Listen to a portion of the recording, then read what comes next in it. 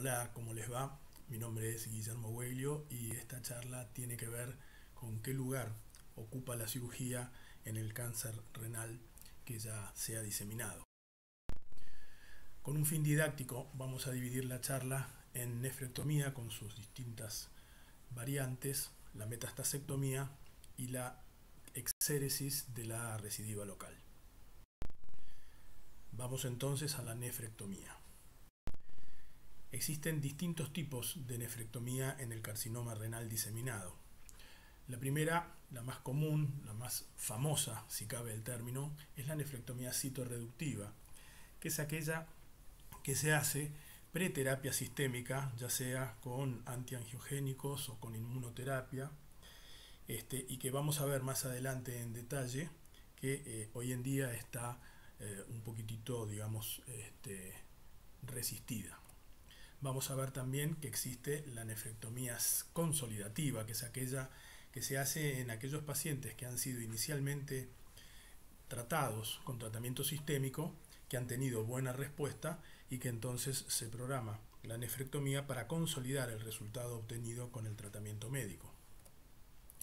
Tenemos también la nefrectomía paliativa, que es aquella que hacemos en aquel paciente que tiene una hematuria que realmente lo está descompensando, lo está anemizando fuertemente, o que tiene dolor, o tiene una gran masa que realmente está comprimiendo el duodeno en el caso del lado derecho, o tiene un síndrome paraneoplásico que es inmanejable. Bueno, son todos pacientes en quienes la nefrectomía solamente ocupa un lugar paliativo. Y finalmente, la nefrectomía preventiva, que es aquella que se realiza cuando el paciente es portador de un trombo en vena cava inferior en niveles 2, 3 o 4, y en quienes se hace la cirugía simplemente para evitar que sufran de un tromboembolismo y tengan una muerte súbita. Vamos a ver entonces cuál es el lugar de la cirugía. A través de la nefrectomía citorreductiva, ¿qué es lo que se pretende?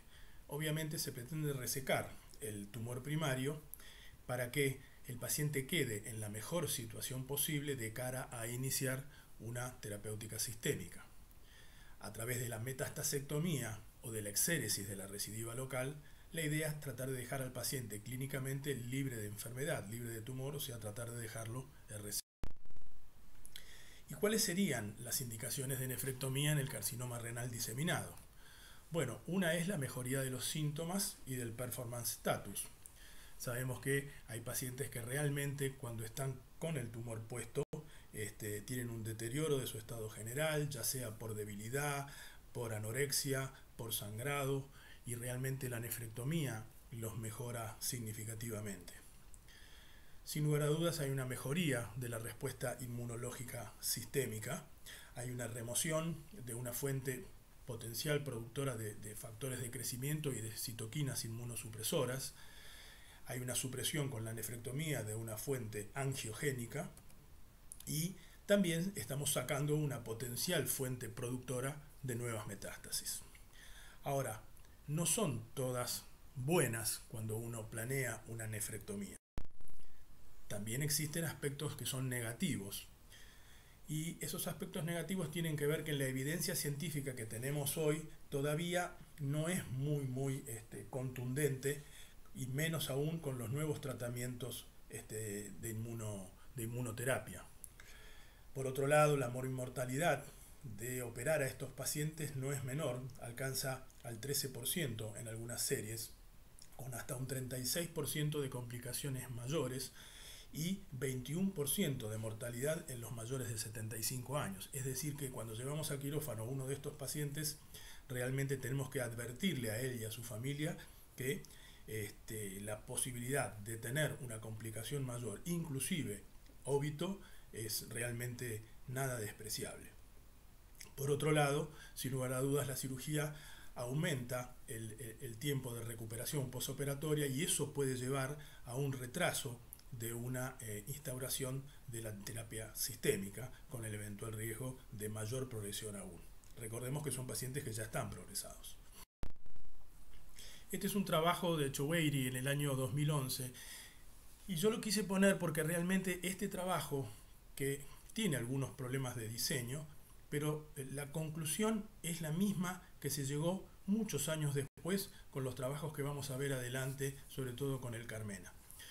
En este trabajo, de 314 pacientes diseminados, 201 fueron tratados con nefrectomía citorreductiva y 113 sin nefrectomía citorreductiva, todos tratados con terapia de blancos moleculares, y se vio que la sobrevida global media de 19 meses, de 19.8 meses, realmente había sido muchísimo mejor versus los 9.4 meses en el grupo que no había sido sometido a cirugía, con una P altamente significativa.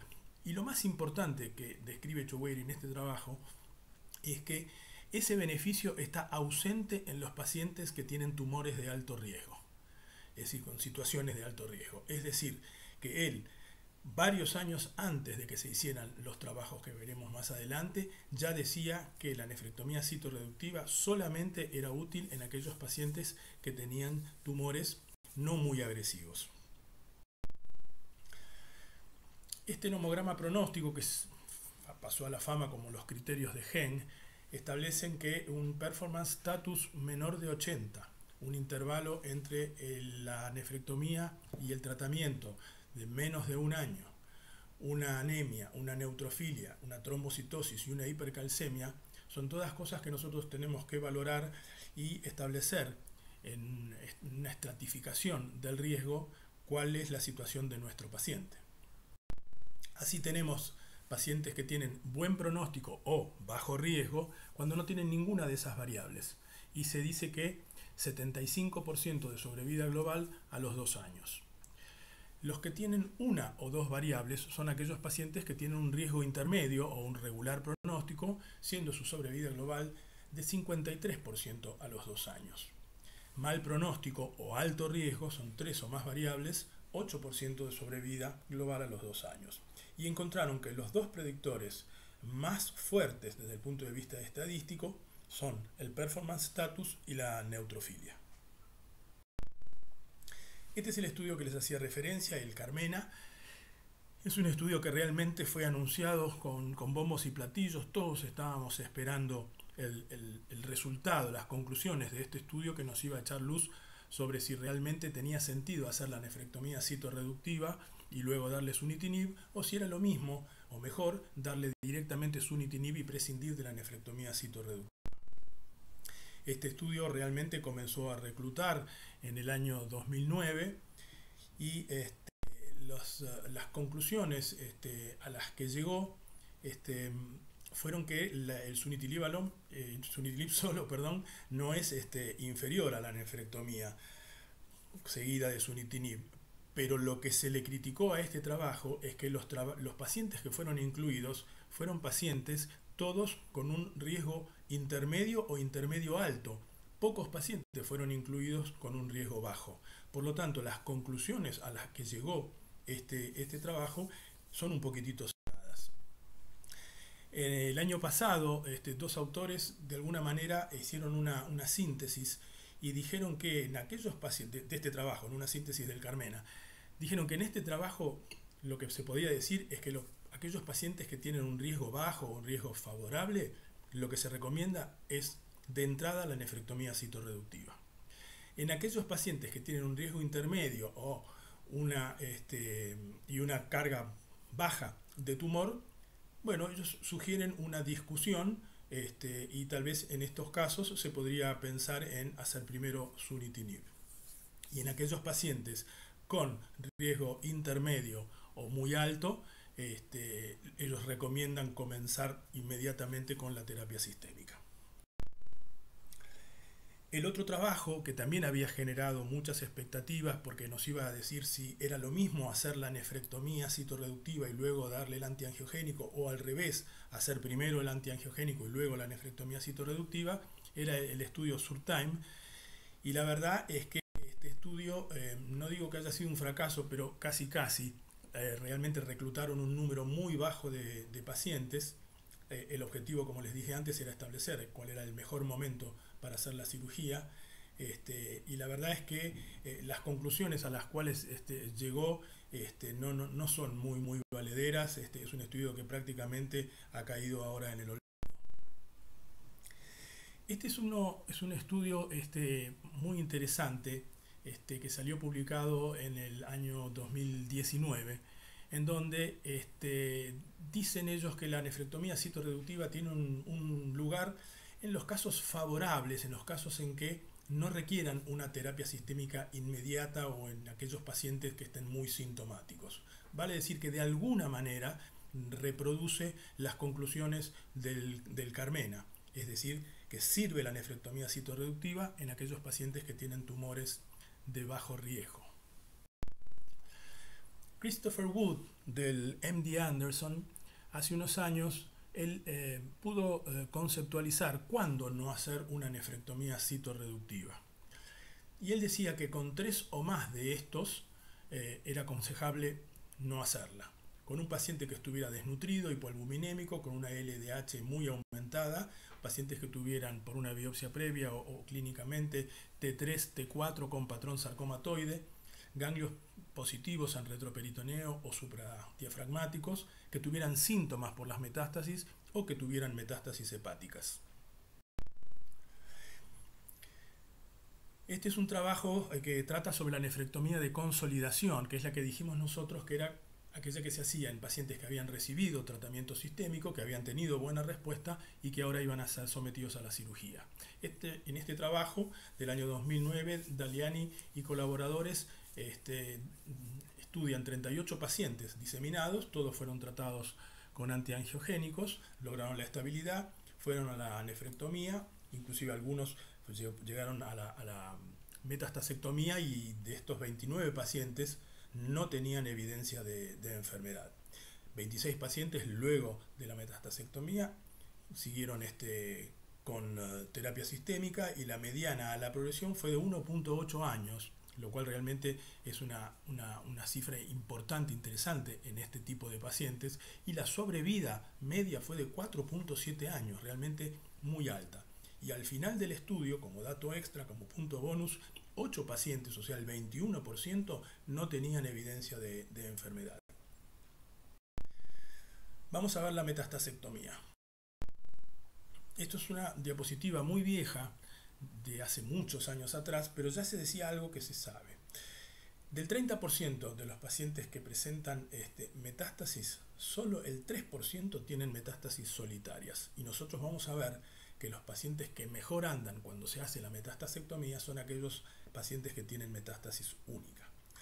En estos trabajos, 59 pacientes con resección de metástasis única, 45% de sobrevida a los 3 años y 34% a los 5 años. Realmente números interesantes.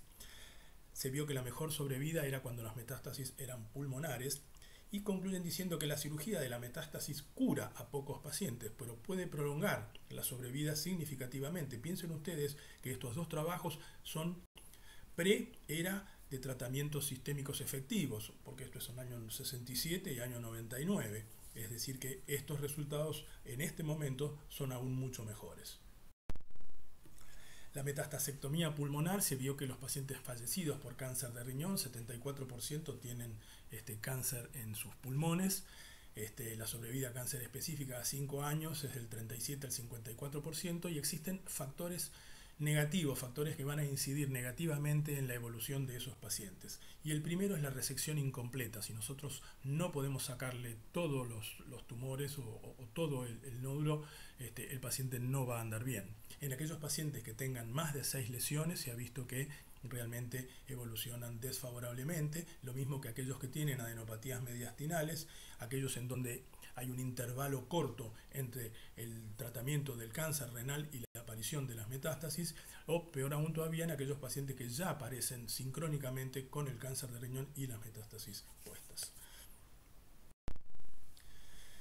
La metastasectomía ósea es otra de las posibilidades que tenemos nosotros de tratar de ayudar a estos pacientes, pero la verdad es que los resultados suelen ser muy malos. En general se dice que a los 5 años alrededor del 10% solamente están vivos. Por supuesto hay una situación que impone la cirugía, que es cuando hay un compromiso vertebral para evitar el colapso de la columna vertebral. Y en algunos casos se puede utilizar la radioterapia también como tratamiento de elección, no como tratamiento curativo, sino como como tratamiento antálgico, sobre todo cuando hay lesiones en huesos largos. Cuando hay metástasis hepática, la situación realmente es muy complicada, y el tratamiento quirúrgico está indicado solamente en aquellos pacientes que tienen una metástasis única de cáncer de riñón. Si el paciente tiene metástasis múltiples, como el paciente de la fotografía, realmente no tiene ningún sentido proceder al tratamiento quirúrgico.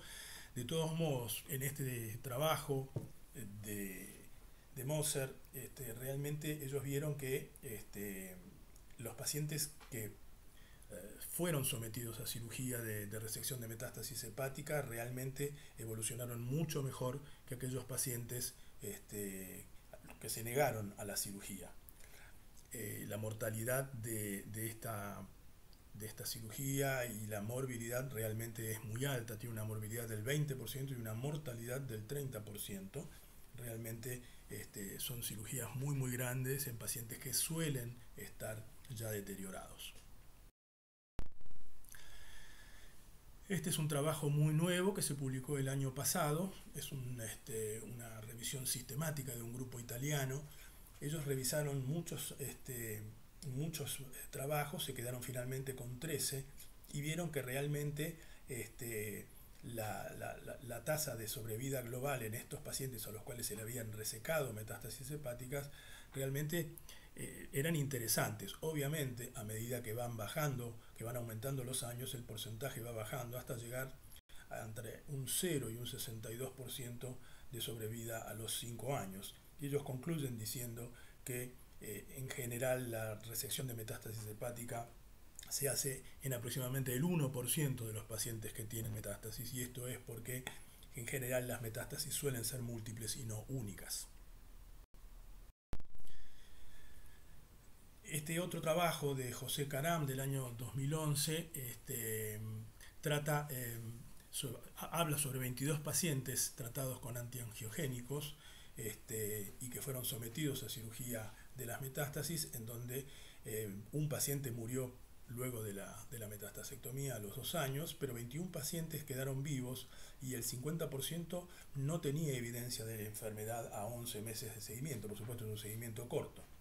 En general, las recurrencias fueron a distancia y a veces también locales, y 9 pacientes volvieron a recibir tratamiento sistémico por una media de 55 semanas. Lo que concluyen ellos diciendo en este trabajo es que es fundamental el abordaje multimodal para tratar a estos pacientes. O sea, la mayoría de las veces no alcanza solo con hacer la metastasectomía, sino que también hay que complementar ese tratamiento con el tratamiento sistémico. Estos son 2 trabajos que es muy interesante porque son 2 trabajos que salieron con 2 años de diferencia, uno en el 2016, uno en el 2018, pero es el mismo trabajo. Hay un solo autor que coincide, que es Bradley Leibovich, que está en la Clínica Mayo en Rochester, pero es el mismo trabajo, con los mismos números, y es interesante cómo pudo ser publicado 2 años después. En este trabajo son 2.267 pacientes, 958 tuvieron una metastasectomía completa y en 1.309 la metastasectomía fue incompleta, y se ve que la sobrevida global realmente es muy diferente, es del 36,5 versus el 8,4. Y en el trabajo de abajo lo que dicen es que, bueno, son los mismos números, pero que sugieren que es clave la exéresis completa y que las metástasis pulmonares, como ya dijimos antes, parecen ser las que mejor responden a este tipo de estrategia. Este es un trabajo interesante del grupo de la Clínica Mayo, que más o menos va a lo mismo.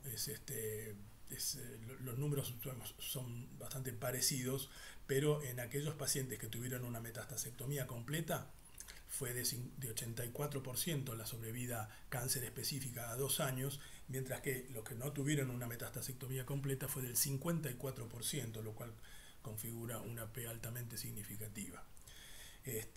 Y se vio que en aquellos pacientes que se pudo hacer la metastasectomía completa se bajaba el riesgo de recaída casi en un 50%.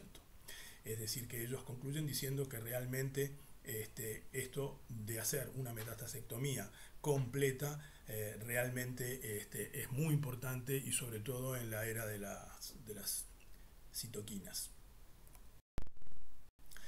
Recidiva local. Lo primero que tenemos que decir es que la recidiva local no es pasible de ser tratada solo con quimioterapia, ni con radioterapia, ni con inmunoterapia.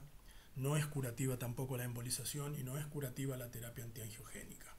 El único tratamiento potencialmente curativo es la exéresis quirúrgica, con o sin terapia sistémica antes o después, pero el tratamiento quirúrgico es crucial en el manejo de la recidiva local. Este es un trabajo del grupo del MD Anderson del 2009, en donde estudian 54 recidivas locales, ya sea en la fosa renal, en las adrenales, en los ganglios. 69% habían recibido terapia sistémica y vieron que la sobrevida global fue de 61 meses y la sobrevida libre de recurrencias fue de 11 meses, y establecieron como factores de riesgo la presencia de un margen positivo, el tamaño de la recidiva cuando era muy grande, en general más de 5 centímetros, el patrón sarcomatoide en la recidiva y dos criterios de laboratorio, la fosfatasa alcalina y la LDH elevadas. Y establecieron que para la sobrevida cáncer específica, si no tenía ninguno de estos factores de riesgo que mencioné, era más o menos de 111 meses. Si tenía un factor de riesgo ya bajaba a 40, y si tenía más de un factor de riesgo bajaba a 8 meses en su experiencia. Una vez más, Christopher Wood dice cuándo resecar la recidiva local. Bueno, él dice que si el tamaño es menor de 5 centímetros, si estoy seguro que puedo lograr un margen quirúrgico negativo, si el tiempo es mayor a 1 año desde la cirugía original, y si la fosfatasa alcalina es normal y la LDH es normal, bueno, tendría sentido resecar la recidiva local. Por supuesto que esto es una guía, no es algo que sea, digamos, así taxativo, pero, digamos, nos orienta sobre en qué pacientes nosotros podemos embarcarnos a tratar la recidiva local. Si nosotros pensamos que el paciente no va a quedar R0, que el paciente no le vamos a poder dejar márgenes quirúrgicos negativos, realmente no tiene mucho sentido que lo embarquemos en una cirugía de este tipo. Este es un trabajo de nuestro grupo que fue publicado este año en Urologic Oncology, acerca de la recurrencia en fosa renal después de nefrectomía radical. En este trabajo lo que pudimos ver es que, sin lugar a dudas, los pacientes que no tienen recurrencia les va muchísimo mejor que aquellos que tienen una recurrencia aislada, y a estos les va mucho mejor de aquellos que tienen una recurrencia múltiple, que es la línea verde. La sobrevida global estimada a 4 años en pacientes sin recurrencia en la fosa renal en nuestra serie fue de 82.7%. La sobrevida global en pacientes que tienen una recurrencia aislada, vale decir una lesión, fue del 69.2%, y en aquellos que tienen una recurrencia no aislada, vale decir que tienen múltiples lesiones de recurrencia, la sobrevida a 4 años fue de 0%. ¿Cuáles serían los mensajes entonces que a mí me gustaría que nos lleváramos luego de esta charla? Resaltar la importancia del abordaje multimodal. Es crucial que trabajemos codo a codo con los oncólogos, con los clínicos, con los endocrinólogos, para tratar estos pacientes. Son pacientes muy complejos y en donde probablemente se estén jugando la última carta que tienen disponible para poder seguir viviendo. No es para todos, esto es para pacientes seleccionados, es para pacientes que realmente estén en condiciones de ser sometidos a este tipo de cirugías, que a veces son cirugías realmente muy importantes. Es importante evaluar la estratificación por riesgo, de ahí la importancia de los criterios de Henn, porque como vimos, no es lo mismo tratar pacientes que tienen tumores o situaciones de bajo riesgo con situaciones de riesgo intermedio o riesgo elevado. Tener en cuenta que a veces la nefrectomía es la única situación, la única posibilidad que tienen estos pacientes para tratar síntomas intratables, y, como digo siempre, recordar que uno tiene que ser agresivo cuando tiene sentido ser agresivo, si no es preferible abstenerse. Les agradezco mucho por su atención.